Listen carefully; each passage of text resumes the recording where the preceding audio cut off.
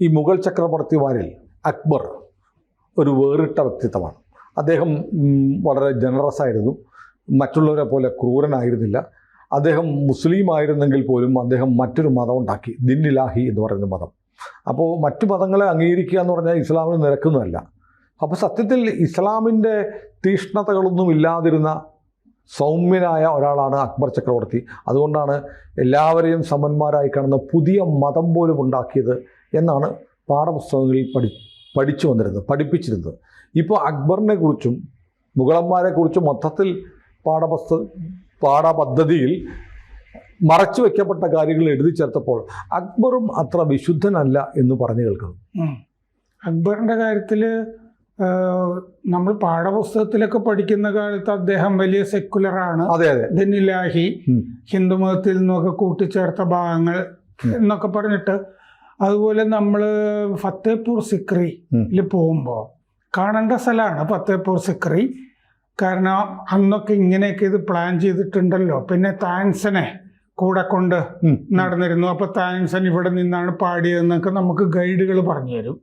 പിന്നെ ഗൈഡുകൾ പറയുന്ന ഒരു കാര്യം, ഈ ഭാഗത്താണ് അദ്ദേഹത്തിൻ്റെ ഏറ്റവും പ്രിയപ്പെട്ട രാജ്ഞി, ഹിന്ദു രാജ്ഞി.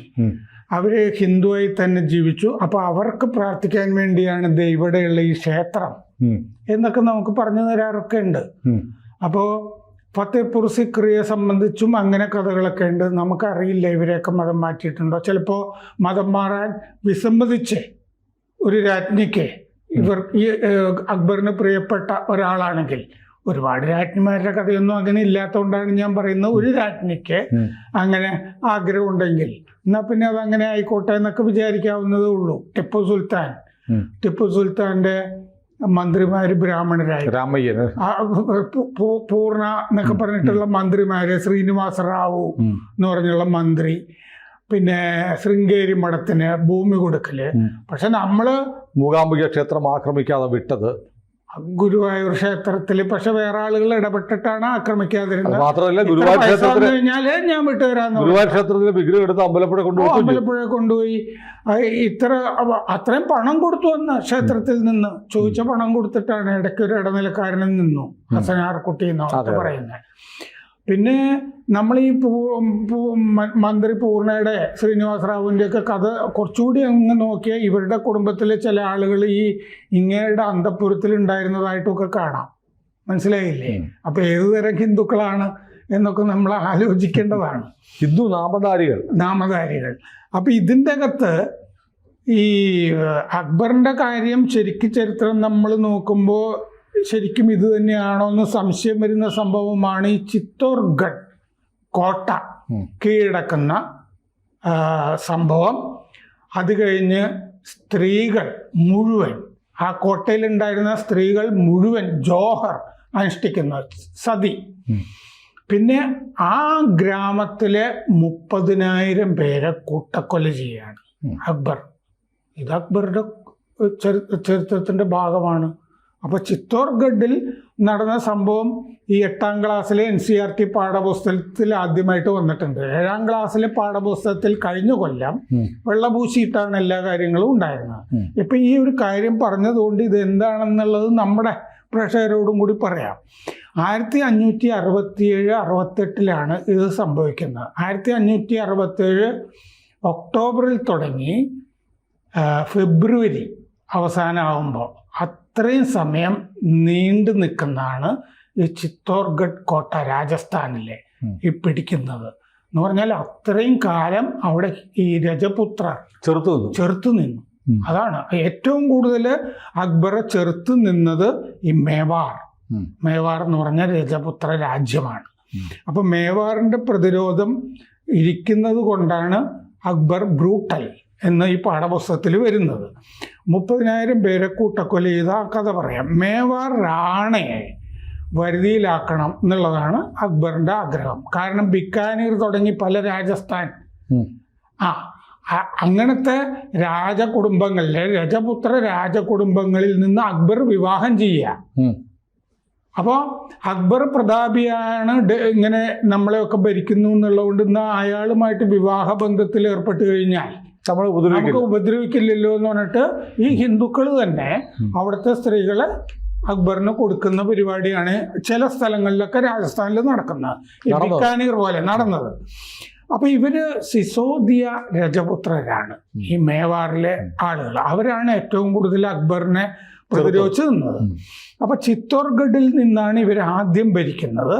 ചിത്തോർഗഡിലെ ഈ സംഭവങ്ങൾക്കൊക്കെ ശേഷം പിന്നീട് ഉദയ്പൂരിൽ നിന്നാണ് ഭരിക്കുന്നത്. പിന്നെ തലസ്ഥാനം ഉദയ്പൂരാണ്.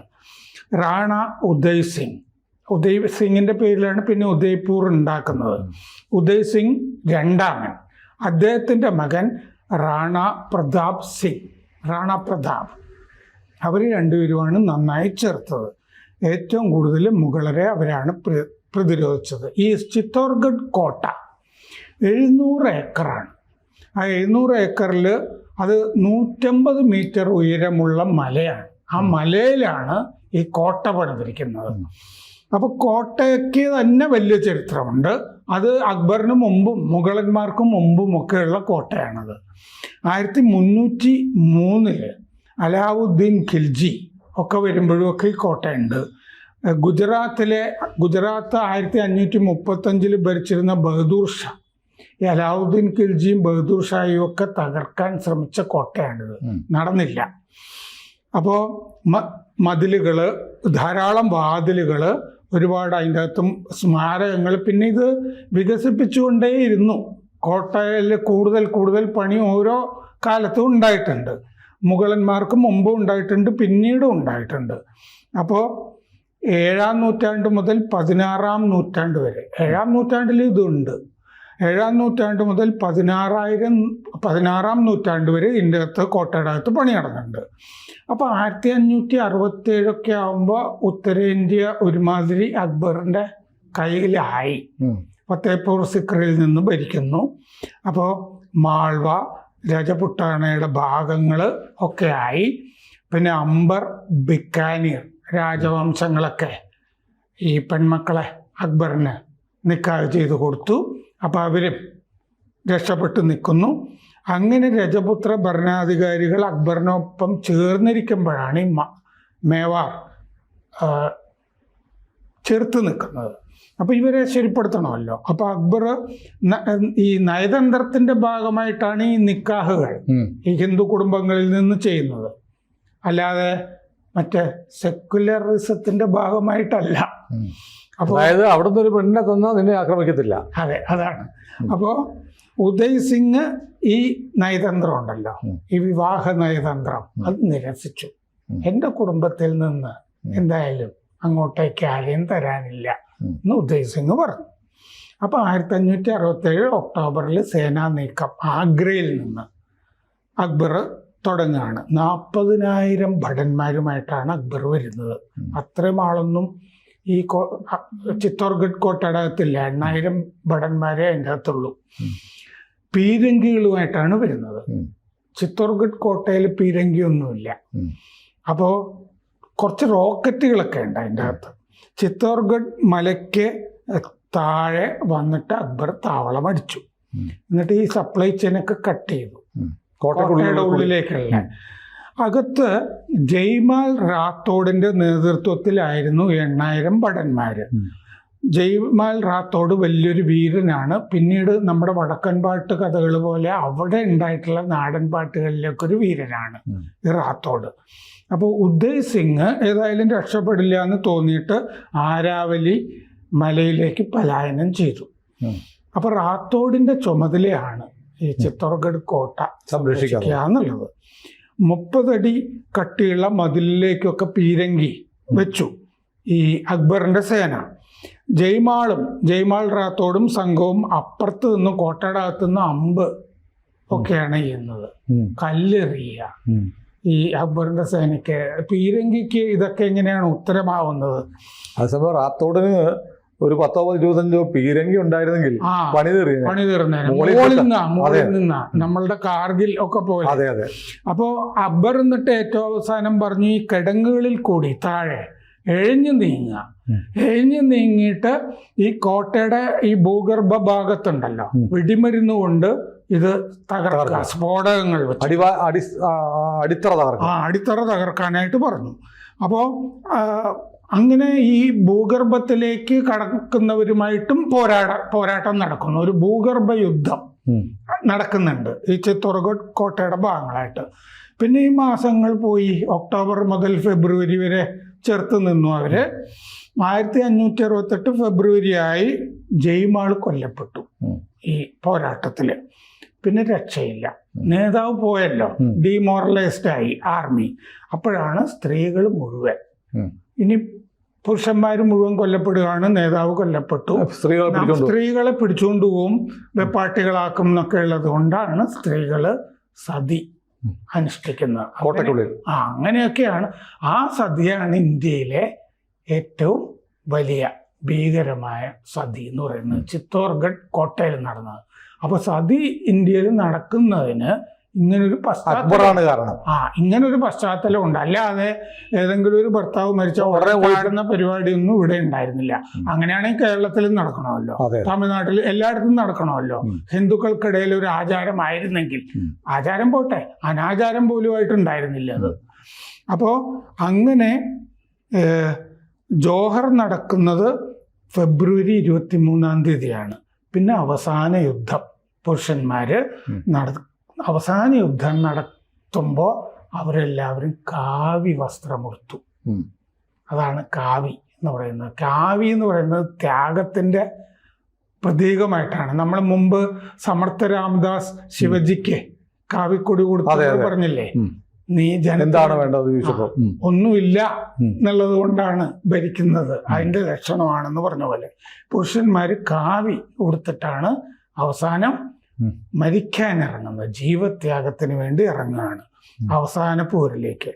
കഴിഞ്ഞു, എല്ലാവരും കൊല്ലപ്പെട്ടു. 8000 ഭടന്മാരും. ഫെബ്രുവരി 23, 24 ആണ് ഈ അവസാന ദിവസം. കോട്ടയുടെ ഒരു ഭാഗം വീണു. ഈ 8000 മുതൽ 10000 വരെയുള്ള രാജപുത്ര ഭടന്മാരെ കൊന്നു.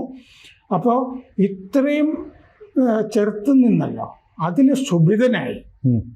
ഹിന്ദുക്കളോടുള്ള വലിയ രോഷം, രജപുത്രരോടുള്ള രോഷം. അതുകൊണ്ട് അക്ബർ പറഞ്ഞു, ഈ ജനപദത്തിലുള്ള എല്ലാവരെയും അങ്ങ് കൊന്നൊടുക്കിക്കൊള്ളാൻ പറഞ്ഞു.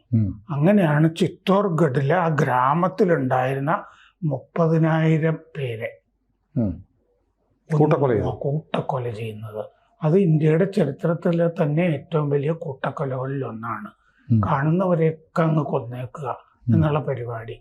ഇതും മതേതരത്വമാണെങ്കിൽ അതങ്ങനെ ആ ചരിത്രകാരന്മാർ അങ്ങനെ പറയട്ടെ. കാരണം ഇപ്പോൾ ഔറംഗസേബ് മതേതരവാദിയാണെന്ന് പറഞ്ഞിട്ട് ഓഡ്രി ട്രഷ്കെ എന്ന് പറഞ്ഞിട്ട് അമേരിക്കയിലെ ഒരു പ്രൊഫസറെ കൊണ്ട്, സ്ത്രീയാ, എഴുതിച്ചിട്ടുണ്ട്. അവർ കശ്മീരിലൊക്കെ സെമിനാറൊക്കെ നടക്കുമ്പോൾ വന്ന് പങ്കെടുക്കുകയൊക്കെ ചെയ്യുന്നുണ്ട്. ഇയാൾ എന്നിട്ട് അവിടെ നിന്നില്ല. ഇയാൾ ഒരു ഗവർണറെ വെച്ചു ചിത്തോർഗഡില്. പ്രതാപ് സിംഗ് പിന്നെ മകൻ ചെറുത്തുനിൽപ്പ് തുടങ്ങുകയാണ്. ഗറില്ല, പഴശ്ശിരാജ ബ്രിട്ടീഷുകാർക്കൊക്കെ എതിരെ ചെയ്തതുപോലെ ഗറില്ല യുദ്ധങ്ങൾ നടക്കുന്നു. ഈ ചെറുത്തുനിൽപ്പ് ആധാരമാക്കി ഒരുപാട് വടക്കൻ പാട്ടുകൾ അവിടെ ഉണ്ടായി. വടക്കാണല്ലോ, നാടൻ പാട്ടുകൾ ഉണ്ടായി. അതിൽ ഇവരൊക്കെ വീരന്മാരായിട്ട് ഇന്നും ജീവിക്കുന്നു. അക്ബറിനെ ചീത്ത പറയുന്ന വടക്കൻ പാട്ടുകൾ എന്തായാലും ഇന്ത്യയിൽ, രാജസ്ഥാനിൽ ധാരാളമുണ്ട്. ഇന്നും ചിത്തോർഗഡ് കോട്ടയുണ്ട്. നമ്മൾ അവിടെയൊക്കെ കാണാൻ പോകുമ്പോൾ ഈ കോട്ടയിലെ ചരിത്രം ആലോചിക്കുകയാണെങ്കിൽ നമുക്ക് കണ്ണീര്. കൂടുതൽ വാർത്തകളും വിശേഷങ്ങളും നിങ്ങളിലേക്ക് എത്താൻ ABC മലയാളം സബ്സ്ക്രൈബ് ചെയ്യുക, ബെൽബട്ടനും അമർത്തുക.